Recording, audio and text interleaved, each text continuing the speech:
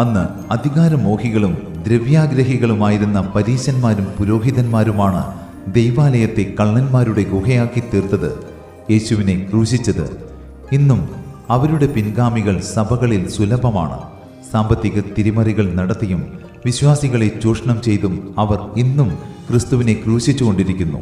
എന്നാൽ അതൊന്നും നമ്മുടെ ആത്മീയ ജീവിതത്തെ പ്രതികൂലമായി ബാധിക്കരുത്. കാരണം ഇതെല്ലാം കാണുമ്പോൾ ശൂന്യമാക്കുന്ന മ്ലേച്ഛത വിശുദ്ധ സ്ഥലങ്ങളിൽ നിൽക്കുന്നത് കാണുമ്പോൾ എന്ന പ്രവചനം നിറവേറുകയാണെന്ന് കരുതിയാൽ മതി. എന്തെന്നാൽ കർത്താവ് പറയുന്നു, അനീതി ചെയ്യുന്നവൻ ഇനിയും അനീതി ചെയ്യട്ടെ, അഴുക്കുള്ളവൻ ഇനിയും അഴുക്കാടട്ടെ, നീതിമാൻ ഇനിയും നീതി ചെയ്യട്ടെ, വിശുദ്ധൻ ഇനിയും തന്നെ വിശുദ്ധീകരിക്കട്ടെ.